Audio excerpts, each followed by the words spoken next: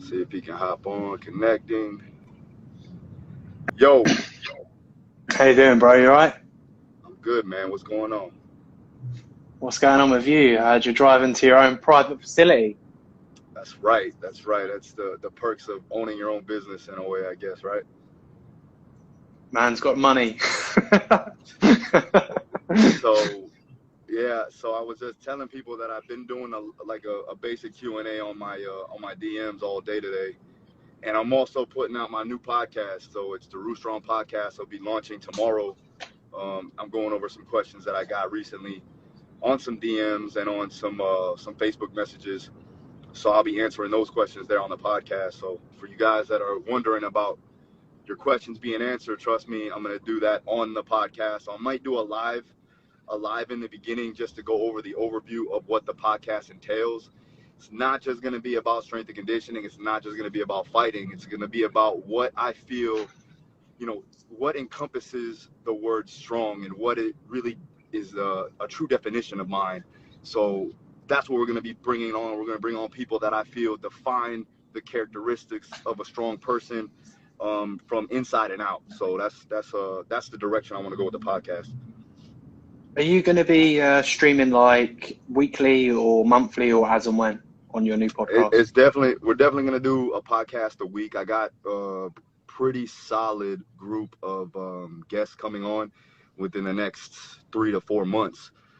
Some will be in-house. I have a whole studio set up, so we're doing it kind of Joe Rogan-ish style. I want to bring people into the gym, get a little training session in, and then we'll podcast. So I'm really excited about it because I get to converse with like-minded individuals, just like I'm doing with you, and get to put out the content needed for that particular platform. So good. Nice. Are you going to utilize your YouTube channel following as well? Like, are you going to upload to your YouTube channel on a playlist? Yep. So it'll be all on video as well. So you got video, audio. It's going to be on all platforms of podcasting networks. Same as I did with the the Fight Strong or the Fight Strength podcast. And then again, like I said, going to put it on the YouTube channel. I may also put it on my archives channel. That's my second YouTube channel. If you guys haven't checked that out, go to YouTube and type in Daru Strong Archives. I got my guys putting up just clips of my past podcast interviews that I've done. So get a little bit of knowledge and content out of that too as well. I think there's some of our podcasts that we did together, JB, on there too as well. So yes. Cool. Yes. Oh, good, I'm man. fucking gonna be famous. Well, I'm not too sure about not making no promises, but we'll see. One day. No, everything seems to be going well for you, man. Like your following is sharp, like massively, slowly growing. The brand's growing.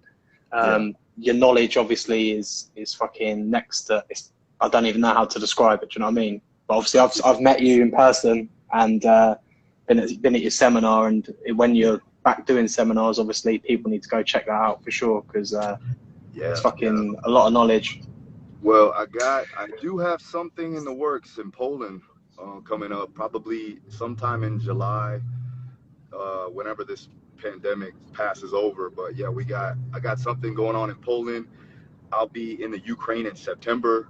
I'm definitely going to come back to London at some point in time, whether it be August or July as well. So I got a lot. And then I have the Dallas seminar that I have to do too. I think that's going to get postponed because it was supposed to be in May, in the beginning of May. So we'll probably have to postpone that, or maybe I'll just do a webinar for those guys. So if you guys already, bought your tickets for the Dallas seminar, don't worry, I'll figure out a way to either get it off on a webinar or, again, we'll just push it to a later date. So. Just a quick question as well for obviously those people that are tuning in even right now and will be tuning in later. Tell us about your mindset, man. Like, what keeps you going and ticking over and working so hard? Because you're pumping out content left, right, and center. I mean, honestly, I'm self-driven. There's not a whole lot that I need from an outside source, but I do appreciate everybody's, feedback and appreciation to all my content that I'm giving out. Putting out the programs and seeing results with the programs, especially now with nobody having the ability to go to a gym and to use weights or something like that. My body armor program is doing really well. everybody's getting good results with it. So I'm super happy about that. Finding a way to help people out is a priority for myself, because again, if I can help somebody out on my own, it's going to help, bring it back to me, from my perspective. So what I want to do basically, in the coming months is, again, I want to just keep on pumping out quality content, but also provide as much information and education to people. That's why I have the mentorship program going on. I got a bunch of programs, but I also like to put out free content. You know what I mean? I'm not all about the money. I just want to make sure that people understand that. But I also have to make a living too, so I have to balance it out in a way. Have you had to deal with like many haters on your sort of path at the moment? People hating on your knowledge or trying to discredit you in any way? I mean, you're gonna have your fair share, but mostly not to that degree of many other people. I feel like I do get a lot of respect in the industry just based off of the success rate I've had. But again, everybody's got their own opinions, and I understand that, and I'm biased towards some things, but I always keep an open mind no matter what. And I think that that's one thing that kind of helps me along the way, is that I don't live in absolutes, and I usually take what I need is necessary for my circumstances and situations. And I try to stay clear of any type of negative comments or anything like that. So I don't really even see it, even if it's out there. You know what I mean? I'm trying to stay clear of all of the negativity in my world right now. What's your take on the sort of UFC event that's going to be happening? Do you think it's a good idea, bad idea, great, cool for Dana, private island shit, Yeah, I don't know, man. It's crazy. We got guys at ATT that are trying to find a way to train because they got fights coming up, and we have to keep it very, very, secluded. And a lot of these guys have to train with each other, and we really can't even be around them. So we have to do it via video to go over techniques, and it's a crazy time right now. But again, with guys that have fights coming up, we got to get them ready. So it's hard, with that in that perspective. And then also ATT is legitimately closed right now. Like, there's nobody in there. So we have to figure out a way to train the guys, and that may be going into whether it be going into the houses and laying down some mats in the garage or something along the lines of that to get the job done. That's what we've been doing. What's your take on Tony versus Gagey? Who are you picking? Hot tip. Dustin picked Gagey, which I was surprised he did that. But I'm going to go with Ferguson. I think that Ferguson is going to be awkward as hell, like always. I think that Gagey is going to swing for the fences. I think that Ferguson will weather the storm and then pull off some type of crazy submission, in my opinion. I'm with you on that. That's my take as well. Basically, I think Tony wins by submission. It's a shame that we're not getting Khabib Tony, man. Like, who would have fucking predicted this? Yeah, it's mad. Yeah, I know. But this is the fight game, man. It happens all the time. That's why I never really put it past. Like, I think after the Conor and Mayweather fight, I was kind of like, well, anything's possible at this point. So whatever happens. Just kind of got to flow with it. And from my perspective, like, who I work with, obviously Dustin is close to me and he's in that running. I like for him now I like to see him now fight Conor, and then whoever wins that gets a shot at the title. But, again, you're going to have an interim title. Then the interim title has to fight, the champ. And then you'll get, the number one fighting the champ. So it's going to be difficult here within the next 6 to 8 months. We're going to be in limbo trying to figure out what's the next step. I know that Dustin wants the title shot again. I know that he's deserving of it just based off of what he's done in the past. I know that he had his shot, and I know that, again, Khabib did his thing. He did what he needed to do and got the job done and finished Dustin. But at the end of the day, bro, it's like styles make fights, and if at any point I feel that if Ferguson wins the fight, I know that Dustin has a very good chance of beating Ferguson and getting that title. So we'll see. Yeah, I mean, I'm kind of from an outsider's perspective. I feel like Dustin's kind of being pushed aside a little bit. Like, he's competed for the title and then it's just kind of gone, and you're like, what has Conor done? You know, come back and beat Cerrone, and they're already like, oh yeah, we've got to give him this title fight, and it's like, no, he should be fighting Dustin. I see that, but like also, again, it's about who's marketable, you know, and I know that this it's not fair in a way, you can say, you know what I mean? A lot of people are like, man, this is bullshit because of the fact that he's been out for so long and now he just comes back, beats one guy, and he's in the running again. But he's the most well-known MMA fighter in the world, so he's gonna get whatever he wants, to be honest with you. And rightfully so, because he put in the time and effort throughout all these years prior to what he's going through now. I mean, not saying that you know, like, there's other guys in the top 5 that should have got the shot or should have been fighting at that 1 or 2 spot. I get it, but again, you have to make it to a point where you are just as big, if not bigger, than Conor McGregor to get ahead of that situation, and that's not going to be possible in this lifetime. So, no. Yeah. What is your take on Joanna and I've forgotten her name? I can never pronounce it. Zhang Weili. That's it. Yeah, Zhang Weili. Yeah. That was a fucking mental fight, man. Yeah, man. I was there in Vegas, and I was on the edge of my seat. You know, I was extremely proud of her, man. Like, watching that, I've never seen her fight so hard. Like, I've never seen her fight so hard. I've never seen her fight so good. Like, it was just, in my opinion, it was flawless. And in my opinion, I thought she won the fight. So, but yeah, I was just really honored to be a part of that whole situation, and honored to be a part of, you know, her camp, and knowing this young lady on how much she trains and how hard she trains and how much effort she puts in, and how it showed the night of the fight. You know, obviously people are gonna talk shit about, you know, whatever, the hematoma on her head or whatever, but like, she gets them a lot, man. Like, it wasn't really a big deal. Honestly, it looked way worse than what it was. She was fine, no broken bones, no bad concussion or anything like that. Just a lot of swelling, and she was fine. You know, next, I want to say 3 to 4 days after, the swelling comes down. You know, and now she's good to go. So I'm glad that through that crazy fight, she weathered the storm and now is still able to continue her career.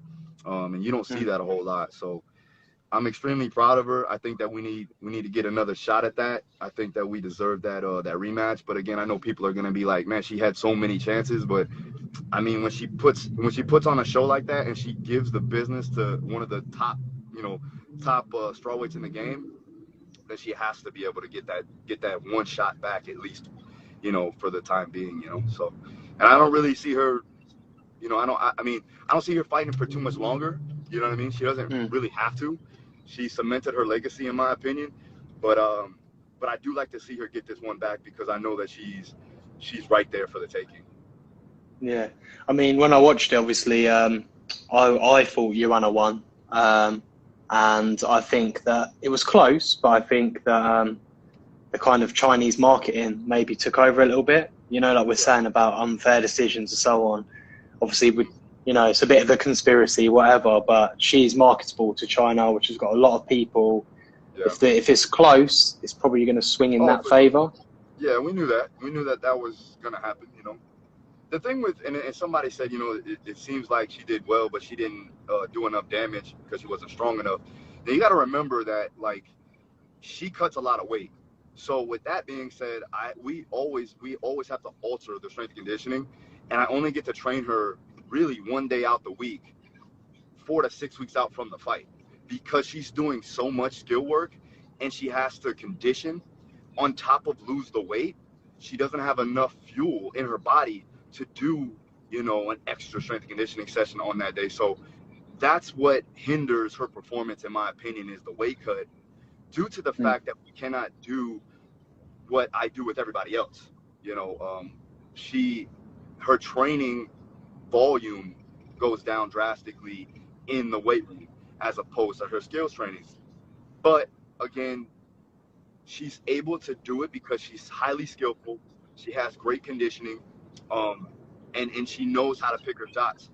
On top of the fact that she has speed, but we need to definitely work on her power and overall strength. But I was very impressed on her ability to evade takedowns, turn her against the cage. She didn't get manhandled by Weili at all, which I was super No. happy about. Same thing with Michelle Waterson.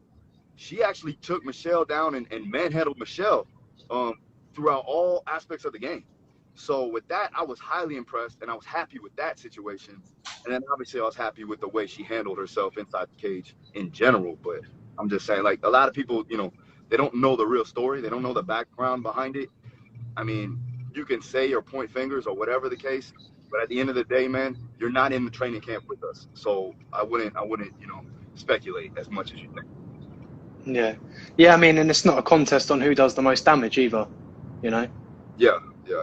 Like, fundamentally. I mean, in a way, I know that Whitley's strong. She's powerful. We know that. Look at her. She looks like a tank. But, and also there's other aspects of the game. That's not Joanna's game. Joanna's not a one-punch knockout power artist. Like, she's not that type of martial artist. What she does do is kill you with volume, right? She's accumulation of strikes. She had well over the amount that I think in the whole card she had most strikes landed and thrown the entire card. So, who cares? Whatever. It is what it is. We'll find out next time. Yeah, hopefully they get to run it back, man. They've got to. I get a little bit, see, when I talk about negativity, like, I get a little bit angry about that because I care about this girl so much that when I see negativity and just downgrading her performance, I don't like that, man. You don't know how much effort this lady puts in. And I know people who are like, oh man, she's a bully, this and that. She's not a fucking bully, man. Trust me. She's the sweetest person I've ever met in a way. I remember, like, constantly always asking me, how I'm doing. I'm the fucking coach and you're asking me how I'm doing. You know what I'm saying? So she's definitely got a heart of gold. She'll stop anywhere. If anybody asks for an autograph or a picture, she stops what she's doing no matter how bad she's feeling and takes the picture or gives the autograph. So, man, people don't really know her to that degree, man. And if you do know her, you know that all that is just for show. People are quick to criticize from the couch, never experienced a fight in their fucking life as well. And that's always the way. Like, have you ever stepped in there and performed in front of all these people, gone through the hard camps and the real training? Trust me, it's fucking difficult. Mindset and everything, and to go wake up every day, put in that work, and then to go and get smashed in the face and punch people in the face and get taken down. Yeah. And people will just sit on the couch and go, yeah, but she doesn't have that knockout power.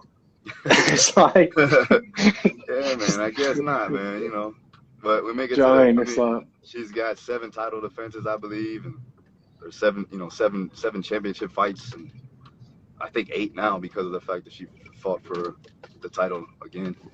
But I mean, no, it's just the record stands for itself in a way, So. What programs have you got coming out anyways? Have you got any new ones, new work that you're putting out there?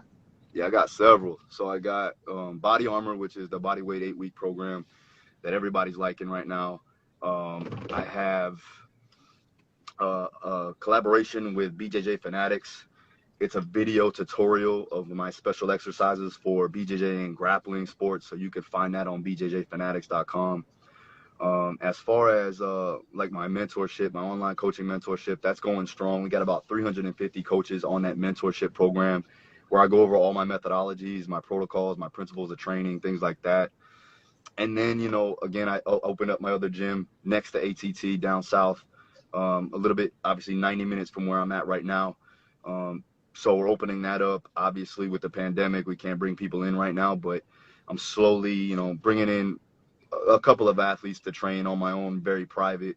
Not putting too many people in one area, obviously, trying to make sure we negate the spread of this thing. But we got that going on. Then I got the podcast about to drop this week. So a lot of things in the works for sure.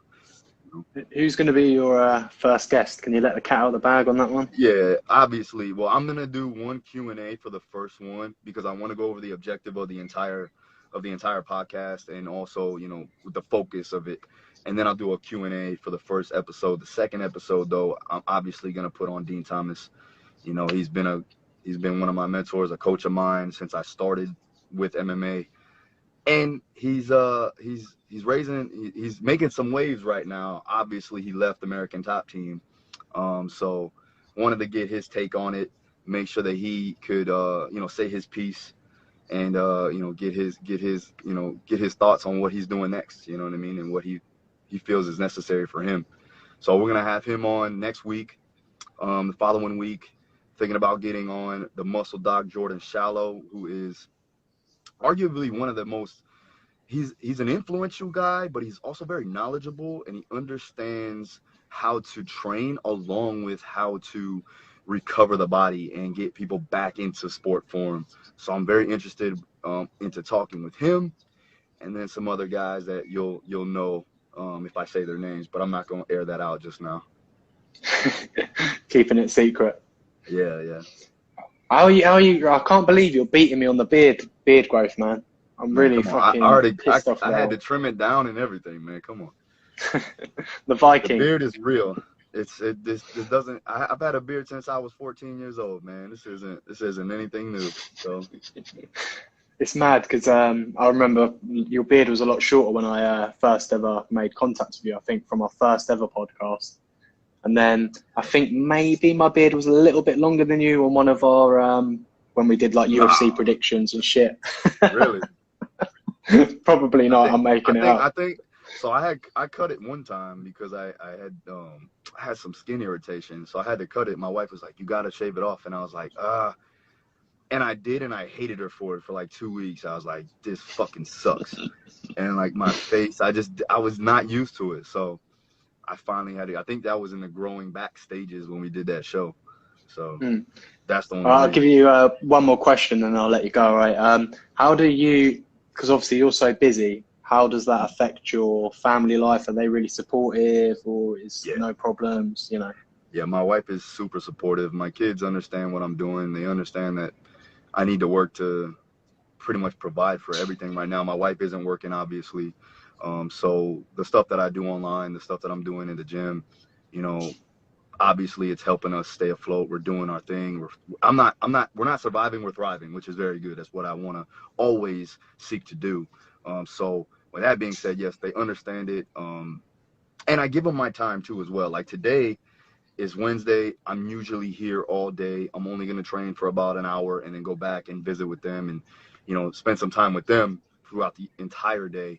And then, again, like I said, I have to go back down south Thursday, Friday, but Saturday and Sunday, I'm back with my family again. So I always, I manage my time properly, and I do it with a solid schedule. And I have a team around me that helps me out too as well. I'm not doing this alone. So it's always good. Yeah. Brilliant, man. Well, thank you for your time as always. It's been an absolute pleasure. Thanks for hopping on, man. I appreciate you. All right. We'll get together again. Yeah. That sounds good, man. We'll have a bit more of a formal one. That'd be cool. Yeah, for sure. We'll get on the podcast together. We'll get on the podcast together again too as well. Yeah, if you leave this video up, I'll rip it off of Instagram and put it up on my YouTube channel if that's cool with you. Because I know it'll say, if you delete it, I'll be very angry. not that I can do anything. I'll leave it up for you, man. I'll leave it up for you. Cheers, boss. All right. You take care, all right? See you soon. All right, man.